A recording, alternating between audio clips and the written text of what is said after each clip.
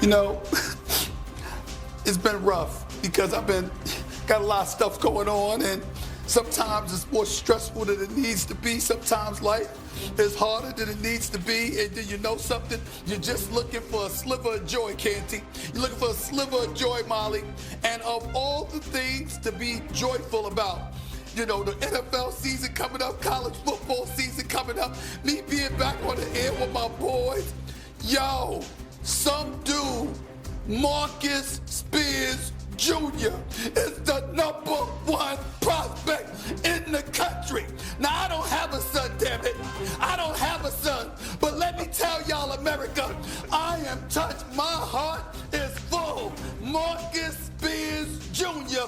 is the #1 prospect in America. In America.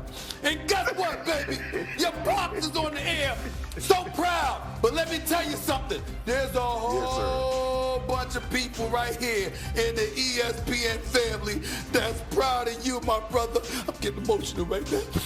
Go to first takes in the house. I'm getting emotional right now. Let's go. I mean, proud of Marcus Spears, Stephen A. How about his wife? She's the hooper. Yes. She brought the jeans. Am I right, Marcus? Absolutely. And if I remember correctly, wasn't your daughter the #1 volleyball player in the country as well? So I don't know what's happening in the Spears household, but that is some good genes right there. Good morning, everybody. Welcome into First Take. Got my guy Chris Canty with me, Marcus Spears, and of course Stephen A. Smith. And let's get this party started, guys. Oh, go ahead, Stephen A. Sorry, we got a delay. I'm not trying to. I didn't bring up the wife, Molly, because I felt like if I brought her up, but I didn't do it in precisely the fashion that she approved, she would come for me. So I figured I'd leave it to you, Molly. I wanted to be safe. I'm a smart man. Ain't nobody calling me a dummy. Play it safe. Play it safe. We'll keep it rolling here, guys. Right. And we're starting in the NFL. Browns rookie quarterback Shedeur Sanders strained an oblique throwing Wednesday morning, according to the team, and was held out of first day of joint practices with the Eagles. Sanders is considered day-to-day, won't practice today, and likely to play in the preseason game versus the Eagles Saturday.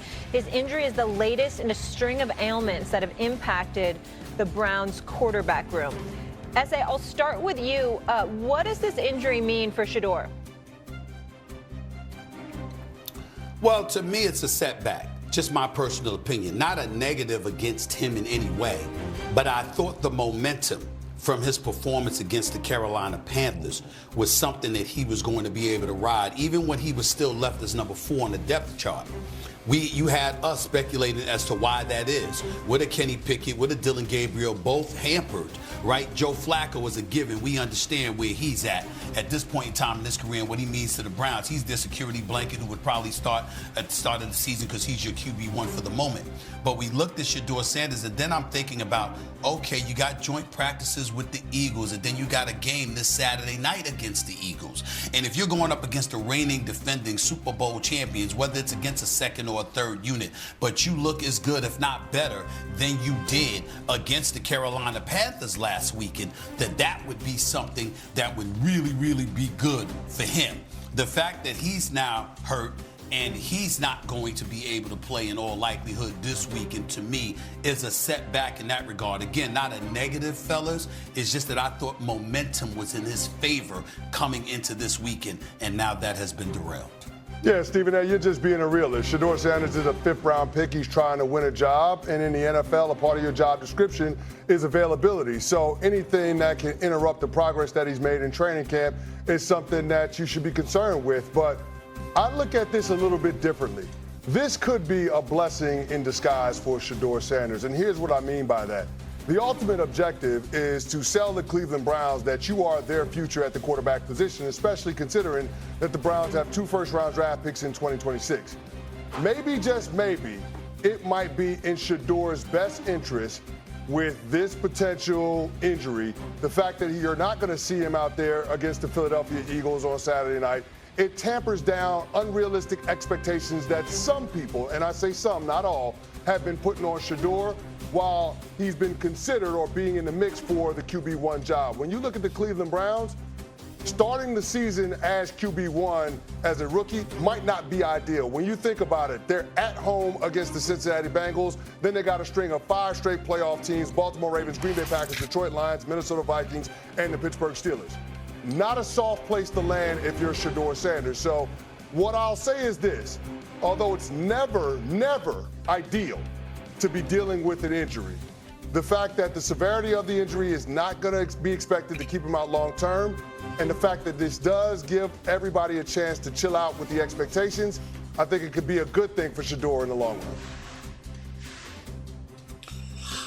Yeah, see, I understand that premise, but I contextualize it like this, all right? Right? I thought it was semantics to keep him 4th overall. I still think him, Dylan Gabriel, and Kenny Pickett are all bunched up to see who the guy will be behind Joe Flacco. Obviously, Kenny Pickett having probably a little bit more of headway because he's played in the league before, but everybody understands, too, that there's a book out on him and some idea of what he is as a quarterback. The unfortunate part about this oblique injury is what I thought the preseason game would do for him, and it would get him more reps, more intentional reps in practice, especially with what Stephen A. brought up. Now you're practicing against another team. You get a chance to see him against a defense, hopefully with good on good. And when we went into the preseason game, and Stephen A. and I talked about this, I thought that this was an opportunity for him to move up, not the depth chart, considerably when it comes to where he would be placed as the quarterback in line. It moved him up in practice reps. And see, you know how important that is when we start talking about good on good, 1 versus 1s, or even if you're the second string guy and you're getting a taste of what defense is with the real good players being out there. Shoot, his own defense being really good and trying to disseminate whether he can function in that. That is why, to me, I'm not going to go all dramatic and say catastrophic, but to me, the leeway that was made by that preseason game should have moved him forward as far as Kenny Pickett and Dylan Gabriel goes. And now we're having a competition as to who will be the second string quarterback for the Cleveland Browns based on these performances throughout the preseason. And I think he loses some of that. Now, here's the caveat. The other 2 didn't lose perceivably their position by being hurt. And he has to have a lasting impression based on what he did in that preseason game. So when he comes back, we'll get an answer still of if he's moved way into competing with Dylan Gabriel and Kenny Pickett as far as being the backup. Well, the one thing that I want to bring up, and I think is very important, guys, is that you guys know this better than me. It's entirely significant when what your position is on the depth chart at the start of the season, as opposed to the start of training camp and ultimately preseason.